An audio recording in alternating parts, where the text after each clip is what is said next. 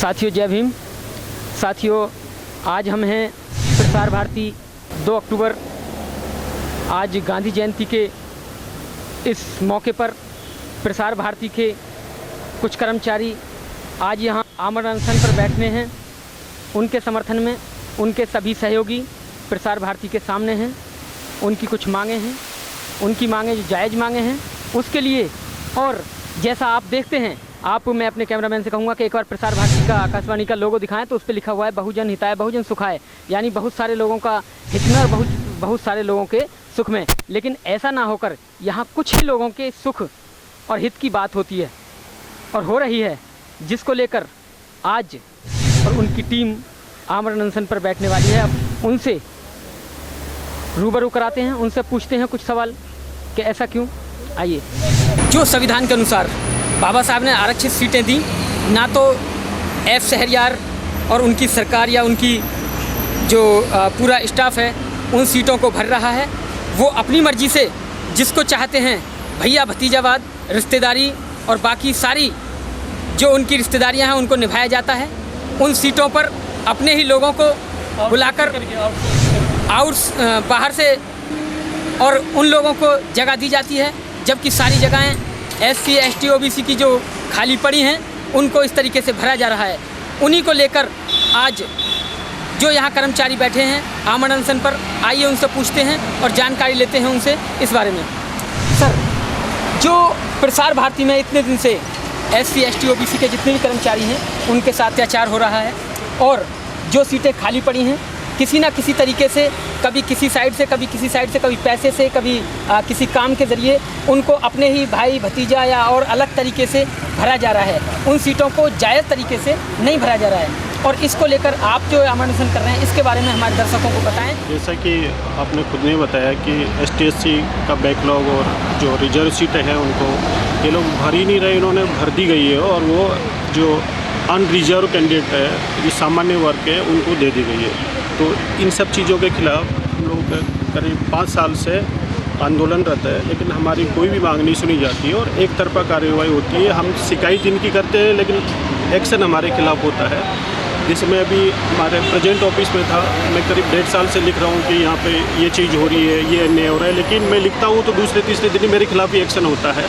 तो इन सब चीज़ों से परेशान होकर, और ट्रांसफ़र पॉलिसी में होता क्या है कि कोई जनरल का कैंडिडेट जाता है, वो जैसे लेह में होता है, कारगिल में होता है, श्रीनगर में ट्रांसफ़र होता है, तो वापस उसको उसी सेम सीट पे बिठा दिया जाता है, जिस सीट से जाता है, जिस सीट से उठ के जाता है उसी पे बिठा दिया जाता है। मेरा केस लीजिए, मैं आइजोल में था, इस रूल के अनुसार जैसा उनके साथ ट्रीटमेंट हो रहा था मुझे भी सेम सीट पे आना चाहिए था, या फिर सेम ऑफिस में दे देते तो मैं बड़ी उनकी मेहरबानी मानता। लेकिन मुझे वो सीट नहीं दे के, वो ऑफिस में नहीं दे के कहीं दूसरी जगह भेज दिया गया। टोडापुर जो इस दिल्ली में उसको डिफ़िकल्ट एरिया माना जाता है। मुझे आइजोल से एक डिफ़िकल्ट स्टेशन था ट्रांसफ़र पॉलिसी में कि चॉइस प्लेस मिलना चाहिए, लेकिन मुझे फिर कह रहा है कि इसको वहाँ भेजो। वहाँ से भी मैंने आते लिखा है कि मेरा क्यों किया गया है, मेरा क्या गुनाह है कि मुझे चॉइस प्लेस भी नहीं दिया। उसके बावजूद भी ट्रांसफ़र किया है। अभी 29 जुलाई को ऑल ऑफ सडन जैसे कि आसमान से ओले गिरते हैं, सर मुड़ाते, ऐसे मेरा अचानक ट्रांसफ़र कर दिया। उसके खिलाफ फिर मैंने रिप्रेजेंटेशन किया कि मेरा ट्रांसफ़र, मेरा क्या गुनाह है बताओ कि यहाँ पे भी मुझे काम नहीं करने दे रहे हो। मैं 1 साल 1.5 साल डिफ़िकल्ट करके आया हूँ, वहाँ के बाद में भी मुझे ट्रांसफ़र कर दिया। तो मैंने फिर रिप्रेजेंट किया, उसके ऊपर कोई एक्शन नहीं हुआ। उसके बावजूद मैं शांति से काम किया वहाँ पे। मैंने उस स्टेशन पे भी काम किया, आइजोल में भी अच्छे काम किए, तो पूरा स्टाफ उसकी प्रशंसा करता है। आइजोल की हिस्ट्री में भी ऐसे काम नहीं होंगे और इस स्टेशन की हिस्ट्री में भी ऐसे काम नहीं होंगे, ऐसे मैंने किए। लेकिन यहाँ पे 2 ग्रुप है, एक प्रोग्राम का होता है, एक इंजीनियरिंग वालों का होता है। तो प्रोग्राम की विंग है, उसके हेड शहरयार जी है, एफ शहरयार जी।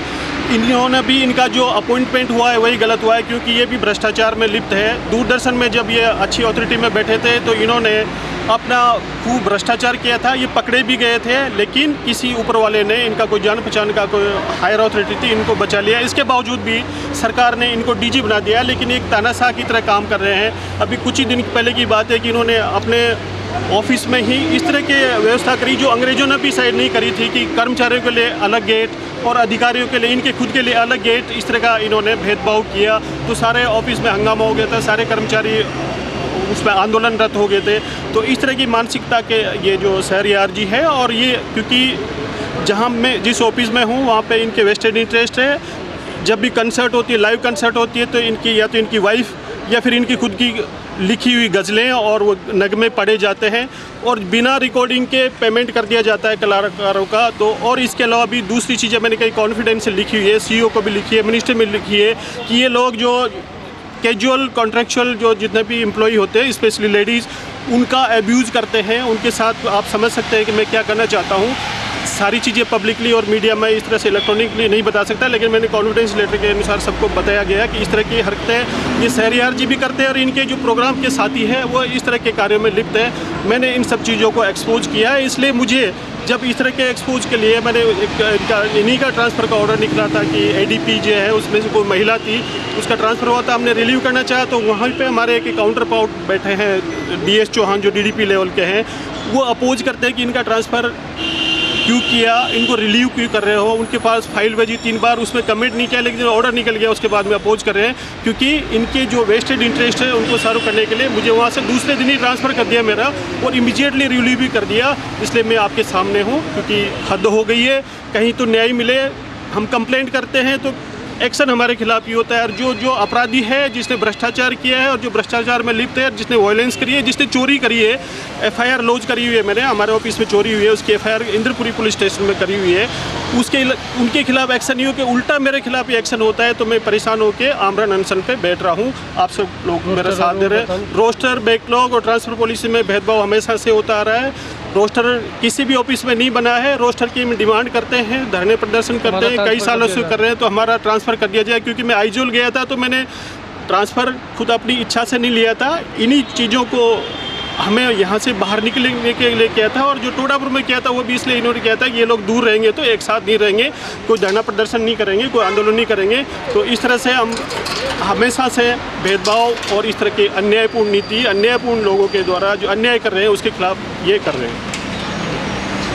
जैसा आपने अभी बताया कि आपने कई बार पुलिस कंप्लेंट भी की और सरकार से भी चेताया, सरकार को भी, कि इस तरीके का भ्रष्टाचार इस आकाशवाणी में हो रहा है। और जहाँ तक हम भी देखते हैं कुछ ही लोगों का कब्जा है प्रसार भारती और आकाशवाणी में।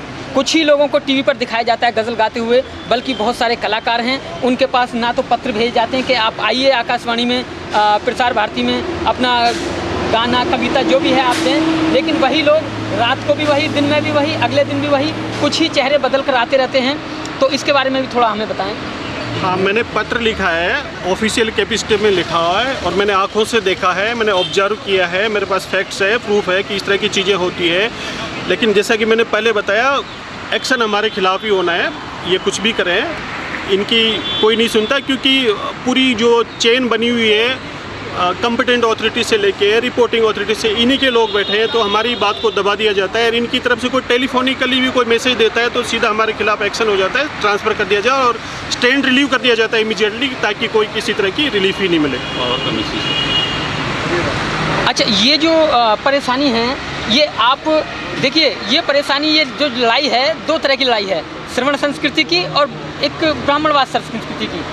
आज जो देश में सरकार है वो मनुवाद ब्राह्मणवाद की सरकार है। वो कभी नहीं चाहेगी कि आपकी सीटें भरें, वो कभी नहीं चाहेंगी कि आपके अच्छे पदों पर जाएं, वो कभी नहीं चाहेगी कि आप ऊपर तक पहुँचें, वो कभी नहीं चाहते कि सबको न्याय मिले, क्योंकि उससे केवल कुछ लोगों का घर चलता है। अगर आप वहाँ पहुँचे तो उनका जो पेट है वो भरना बंद हो जाएगा, ये होता रहेगा। तो क्या उससे पहले जो सरकार थी उसमें भी इसी तरह का हाल रहा, या इसी सरकार में ये हाल हो रहा है, या इनके ऊपर किसी कुछ चुनिंदा लोगों का जो अधिकारी हैं या कुछ सरकार के लोग हैं या सरकार के दबाव में ऐसा कर रहे हैं, वो किस तरह कर रहे हैं, या सरकार के सपोर्टर हैं वो, या सरकार के दबाव में कर रहे हैं, किस तरीके का ऐसा क्या कर रहे हैं? सरकार कोई भी रहे, लेकिन यहाँ पे जो एक्शन लेने वाले हैं, DPC करने वाले हैं, ट्रांसफ़र पॉलिसी को इम्प्लीमेंट करने वाले लोग तो उसी मानसिकता के बैठे हुए हैं जो जहाँ से उठ के आए हैं। उन्होंने सदियों से हमें इस तरह से दबा कुचल कर हमारे ऊपर इस तरह से अधिकार करते आ रहे हैं। तो वही लोग बैठे हैं। हमने 2011 से हम ये आंदोलन कर रहे हैं। मिनिस्टर के साथ मीटिंग हुई थी 11 जुलाई 2012 को। उसमें मिनिस्टर ने इनको टाइम बाउंड किया था कि आपको 3-4 महीने में DPC करके, रिव्यू DPC करके, इनका जो पोस्ट है दूसरे लोगों के द्वारा भरी गई है अनरिजर्व, तो उसके स्पष्ट निर्देश थे। उसके बावजूद भी नहीं कर पाए और हमने उसके अलावा केट में भी गए, वहाँ पे भी इनके सबमिशन देखिए और उसके बाद में स्पीकिंग ऑर्डर निकालते हैं, क्योंकि किसी कोर्ट में भी मामला चल रहा है, इसलिए आपके लिए स्टेटस को रखते हैं। लेकिन ये दुर्भाग्य ये है और इनकी मानसिकता का परिचय ये है कि एक तरफ तो जनरल वालों के लिए हर डीपीसी हो रही है, हर दूसरे तीसरे महीने हर कैडर में डीपीसी हो रही है, लेकिन हमारे लिए हमारा जो रिव्यू डीपीसी की जब बात है कि नहीं आपका तो स्टेटस को हमने मेंटेन करना है, और उनके लिए स्टेटस को हेड कर देते हैं। तो इस तरह का भेदभाव होता है। उनके सहयोगी ओपी गौतम जी भी हैं, आइए पूछते हैं उनसे कुछ सवाल। सर, आप जैसे एक अच्छे जो वक्ता हैं और सूचना अधिकारी हैं, और आपसे जो आपके नीचे कर्मचारी हैं उनको बहुत सारी उम्मीदें हैं, और ऐसा हो रहा है, भेदभाव हो रहा है सभी कर्मचारियों के साथ, SC ST OBC के जो कर्मचारी हैं, इसके बारे में आपका क्या ख्याल है, आप क्या कहना चाहते हैं? मैं आकाशवाणी और दूरदर्शन की एसोसिएशन का जनरल सेक्रेटरी हूँ। कई साल से हम लड़ाई लड़ते आ रहे हैं, इनको लिखित में लेटर देते हैं। हमने 2 अक्टूबर को जंतर मंतर पर ही पिछली साल कैंडल मार्च किया था, 6 दिसंबर को भी हमने प्रोग्राम किया था, 30 जनवरी को भी प्रोग्राम किया था। लेकिन ये लोग मीटिंग करते हैं हमारे साथ, मीटिंग करने के बाद मिनट्स निकालते हैं, लेकिन उन मिनट्सों को इम्प्लीमेंट नहीं करते और अपनी मनमानी करते हैं। और एक जो हमारी एक मीटिंग श्रीमती अंबिका सोनी जो सूचना मंत्री थी, उनके साथ हमारी 11 जुलाई 2012 को एक मीटिंग हुई, उसमें कुछ मिनट्स दिए 12 जुलाई 2012 को। उस मिनट्स में ये था, जब तक SC ST की जो रिव्यू DPC है उसको आप रिव्यू DPC को क्लियर नहीं करोगे तो जब तक कोई DPC नहीं होगी। लेकिन ये लोग इतने सातिर किस्म के लोग हैं, इन्होंने उन उसको ऑर्डर को बाईपास करते हुए इन्होंने DPC कर रहे हैं। और हमारे जो पद हैं 1988 से लेकर 2004 तक इन्होंने 84 पोस्टें जो JTS से STS जो IBES की हैं वो पोस्टें जनरल को दे दी। उसके लिए हम बार बार इनसे निवेदन कर रहे हैं, लेकिन इनके कोई भी सिर पर जूं नहीं रेंग रहा। एक बात गौतम जी, मैं आपको छोटी सी बस एक बात बताऊंगा कि जो हाई कोर्ट में जज हैं वो सिर्फ 131 परिवार से हैं आज तक आज़ादी के बाद, और जब वो ब्राह्मण जज हैं, क्या वो आपके सहयोग में निर्णय कर सकते हैं? आप कोर्ट भी गए होंगे इस मामले में? हाँ, इस मामले में हमारा एक केस इंजीनियरिंग कैडर से संबंधित हाई कोर्ट में गए। हाई कोर्ट में वहाँ की जो बेंच थी, उस बेंच ने हमारे केस को रिफ्यूज़ कर दिया, जबकि जो M नागराज है, M नागराज का केस 2006 से शुरू हुआ है और वो केस 1997 का है, और नागराज का केस उसमें ज्वाइन करके और वो हमारे केस को उन्होंने बाईपास कर दिया। जो आपने अभी दुख बयां किया, उसी दुख से जोड़ते हुए बात बोल रहा हूँ कि जब वो 131 जज ब्राह्मण वहाँ बैठे और वही बैठे रहेंगे, क्योंकि उनका एक पारिवारिक मामला है, तो क्या वो आपके पक्ष में निर्णय देंगे? कभी नहीं देंगे। तो फिर आप 2 अक्टूबर को क्यों चुना? क्या आज गांधी जी का अहिंसा दिवस है, उनका जयंती है, तो इसको क्यों चुना? इसके बारे में 2 अक्टूबर ने इसीलिए चुना कि इस दिन महात्मा गांधी ने जो दलितों, पिछड़ों और मजलूमों के लिए जो आंदोलन छेड़ा था कि इनको अधिकार मिलने चाहिए, इनको इसीलिए चुना कि इन जो हमारे यहाँ डिपार्टमेंट में जो बैठे हैं, जो बैकडोर से आए हैं, हमारे DG भी बैकडोर से आए हैं, ये जो लोग बैकडोर से आए, ये लोग हमारी बात सुने, मीडिया हमारी बात सुने या सरकार हमारी बात सुने कि भाई हम लोग किस तरीके से सड़क पर उतर रहे हैं। तो साथियों, ये थे हमारे साथ दूरदर्शन प्रसार भारती आकाशवाणी के वो लोग जो यहाँ अपने कर्मचारियों से ही बहुत ज़्यादा नदारद हैं, परेशान हैं, क्योंकि वो कभी नहीं चाहते कि जो सीटें SC ST OBC के लिए रिजर्व हैं कि वो भरें। और जैसा उन्होंने बताया कि बैकडोर से या सोर्स से किसी न किसी तरीके से वो उन जगहों को भर रहे हैं, और इन्हें न्याय जब तक नहीं मिलेगा। क्यों? क्योंकि ये एक इतनी लंबी कड़ी है, इस कड़ी से एक तार बहुत दूर तक जुड़े हुए हैं, और आज का ये अनशन, आमरण अनशन पर ये लोग बैठे हैं। इनके लिए बहुत बहुत बधाई, ताकि ये न्याय पा सकें। और इनको पूरे संविधान पर, बाबा साहब डॉक्टर अम्बेडकर के संविधान पर पूरा विश्वास है कि आज ये बैठे हैं तो 1 दिन में, 2 दिन में इन्हें ज़रूर न्याय मिलेगा। इसी उम्मीद के साथ ये सभी लोग अनशन पर बैठ रहे हैं। मैं अपने कैमरामैन मनोज अंतानी से कहूँगा कि एक बार दिखाएँ। प्रसार भारती मुर्दाबाद, मुर्दाबाद, प्रसार भारती मुर्दाबाद, मुर्दाबाद,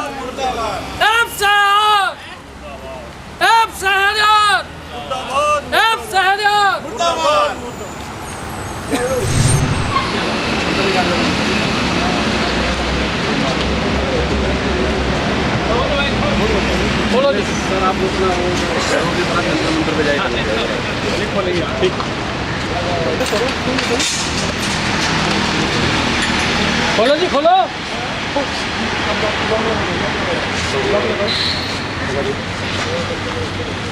साथियों, आकाशवाणी में ये हालत हो गई है, यहाँ जो उसी कैडर के लोग, हम यहाँ डीम डेपुटेशन पे आए हैं और ये लोग उन डीम डेपुटेशन की डेपुटेशन पे ले रहे हैं, उनकी डीपीसी कर रहे हैं, जबकि as per DOPT guideline deem deputation के लोगों की ये डीपीसी नहीं कर सकते।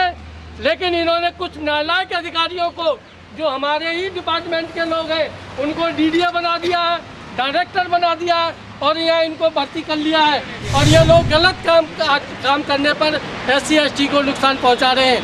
साथियों, इतना ही नहीं, हमारे यहाँ रोस्टर के लिए हम लड़ाई लड़ रहे हैं। ये रोस्टर पूरा नहीं कर रहे और आउटसोर्सिंग करके, इनका कोई भाई बैठा है या आउटसोर्सिंग में, इनका बेटा बैठा है, इनका साले का लड़का बैठा है, इस तरीके से आउटसोर्सिंग यहाँ कर रहे हैं। तो साथियों, हमें इसके लिए हम PR मीना जी ने जो 13 सितंबर को यहाँ एक लेटर दिया अमर अनशन के लिए कि भाई मेरे साथ अत्याचार हो रहा है, और इन्होंने नहीं सुनी। इसीलिए हमको एसोसिएशन की तरफ से जब देखा कि इन्होंने हमें कोई जवाब नहीं दिया है, 30 सितंबर को जब मैंने इनको एक लेटर दिया, जब इनके आंखें खुली सोती हुई नींद में, तो एक रमेश कुमार नेगी है जो गलत काम में, भ्रष्ट कामों में यहाँ माहिर हो रहा है, और उसने क्या किया, व्हाट्सएप पर मैसेज दिया 1:48 पे, और रात को किसी चपरासी के द्वारा रात को 10 बजे कल रात को इन्होंने एक लेटर दिया है। क्या तुम सो रहे थे 13 सितंबर से? एक ST का बंदा जो हायर पोस्ट पे बैठा है, डायरेक्टर इंजीनियरिंग, वो आमरण अनशन पर बैठने के लिए वो कर रहा है, और तुम्हारी आंखें, तुम सोई पड़े और तुम गुलछर्रे मार रहे हो। इतना ही नहीं, प्रसार भारती ने एक अभी प्रोग्राम की एक डीपीसी की। प्रसार भारती वहाँ खुद खुले रिश्वत लेता है। 11 अगस्त को एक प्रसार भारती में प्रोग्राम वालों ने वहाँ एक पार्टी दी, उसमें आकाशवाणी और दूरदर्शन के और प्रसार भारती के सारे उच्च अधिकारी वहाँ दावत खा रहे, मुर्गा खा रहे, वेज खा रहे और नॉन वेज खा रहे। तो साथियों, जब मुर्गा और ये वो खाएंगे तो क्या हमारे SC/ST को अधिकार दे पाएंगे? तो साथियों, हमें इसके लिए अभी हम आज इनका समर्थन देने के लिए आए। अगर इतने पर भी अगर ये नहीं कर मानेंगे तो हम देशव्यापी आंदोलन छोड़ेंगे, पूरे देश में केंद्रों पर लड़ाई लड़ेंगे, और इससे भी ज़्यादा हम इनको मजबूर कर देंगे कि तुम्हारे नालायकों की ज़रूरत नहीं है हमें। तुम यहाँ से जाओ जिस पोस्ट से आए हो, और तुम यहाँ गलत काम मत करो। तो साथियों, इसीलिए हमने आज यहाँ श्री PR मीना जी जो डायरेक्टर इंजीनियरिंग है, इनका हमने समर्थन दिया है, और आज ये हमें अंदर घुसने नहीं दे रहे हैं। तो हम इनको आज नहीं तो कल वर्किंग डे में, चाहे हमारे DG हो, क्योंकि CO बाहर है, उन्होंने मुझे मैसेज दिया था कि मैं आउट ऑफ स्टेशन हूँ, आप मंडे को मिले, तो मंडे को हम उनसे मिलके बात करेंगे कि भाई अब तुम क्या करना चाह रहे हो, हमें न्याय दोगे नहीं दोगे, हमारी पोस्टें तुमने जनरल से भर्ती है, उन्हें दोगे नहीं दोगे। रोस्टर साथियों, कभी आपने देखा है किसी भी डिपार्टमेंट में एडॉक को एडॉक प्रमोशन मिलता हो? हमारे यहाँ एडॉक से एडॉक प्रमोशन किया जाता है। 12 आकाशवाणी, 12 प्रसार भारती, जो कि प्रसार भारती इस तरीके से हमें एडॉक पे एडॉक प्रमोशन, जैसे प्रोग्राम के जो लोग हैं पैक्स से उनको ADP बनाया एडॉक, ADP से DDP बनाया एडॉक। तो ये तो इस तरीके से यहाँ हिटलरशाही चल रही है, और SC और ST के साथ बहुत ज़्यादा जुल्म ज्यादती हो रही है। इसलिए मैं धन्यवाद देता हूँ मीडिया का कि उन्होंने आए और हमारी बात को सुना।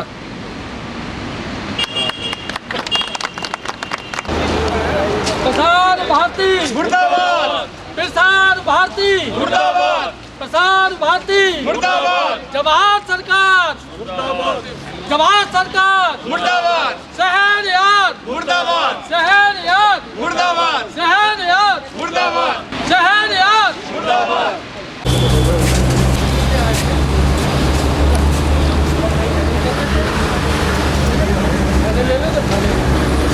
आ जाओ।